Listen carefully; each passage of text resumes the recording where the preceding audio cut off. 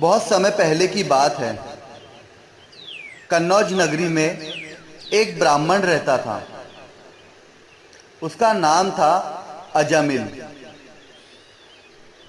वह वेदों का ज्ञाता, धार्मिक और संयमी था। उसने एक उत्तम ब्राह्मण कन्या से विवाह किया। विवाह के बाद वह पूजा पाठ, यज्ञ और तपस्या में अपना जीवन व्यतीत करता था। अजामिल रोज अपने पत्नी के साथ मंदिर जाता, पूजा पाठ करता और वापस घर आता।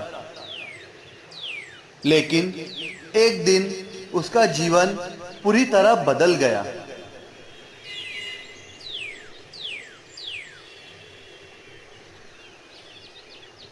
एक बार जब अजामिल जंगल से लौट रहा था,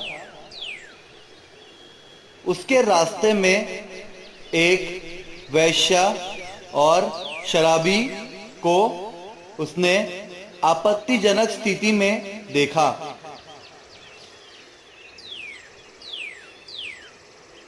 एक वैश्या और शराबी उसी रास्ते से गुजर रहे थे।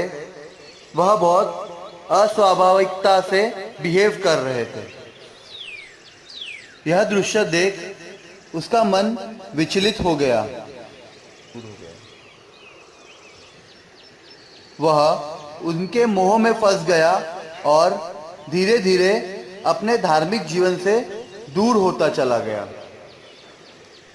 इन सब के बाद उसने अपनी पत्नी और परिवार को छोड़ दिया और उसी वैश्या के साथ रहने लगा। धर्म, जप, तप सब कुछ पीछे छूट गया।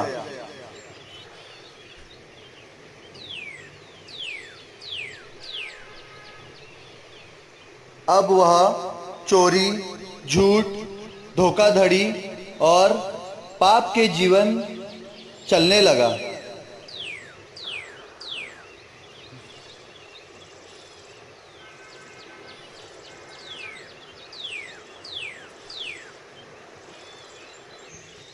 अजामिल की कई संतानें हुई। उसके सबसे छोटे बेटे का नाम उसने रखा नारायण।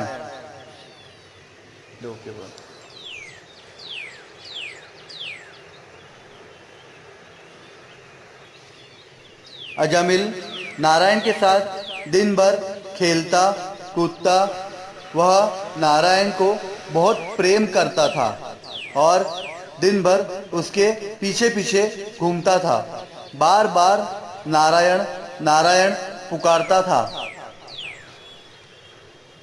समय बीता और अजामिल बहुत वृद्ध हो गया। उसका अंतिम समय निकट आ गया। जब अजामिल मृत्युशैया पर पड़ा था, 3 भयानक यमदूत आए। वे उसे उसकी आत्मा ले जाने आए थे। उनका रूप बहुत भयंकर था, काले दांत, भयानक चेहरा और वह साथ में अपने रस्सियां लाए थे। यह सब देखकर अजामिल बहुत घबरा गया और उसने जोर से पुकारा, नारायण नारायण। जिस क्षण उसने नारायण पुकारा, उसी समय दिव्य पुरुषों का आगमन हुआ। वे भगवान विष्णु के दूत थे। विष्णुदूत उनका तेज और शांति से यमदूतों को पराजित किया। तुम इस आत्मा को नहीं ले जा सकते। इसने अंतिम क्षण में भगवान नारायण का नाम लिया और भगवान विष्णु के नाम का उच्चारण अपने आप से पापों को नष्ट करने वाला है। यमदूत लौट गए। अजामिल ने विष्णुदूतों से पूछा, क्या केवल भगवान का नाम लेने से मात्र उद्धार हो सकता है? उन्होंने कहा, हाँ, यदि मन से लिया जाए और यदि अनजाने में भी लिया जाए तो भी भगवान कृपा कर देते हैं। उसके बाद अजामिल को अपनी सारी भूलों का पश्चाताप हुआ।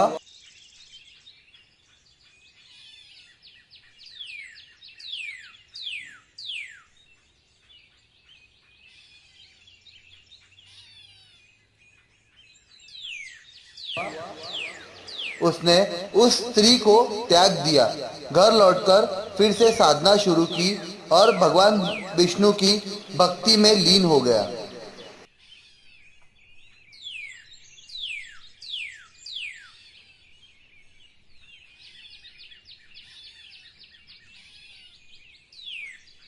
कुछ वर्षों बाद भगवान के दूत उसे विष्णुलोक ले गए।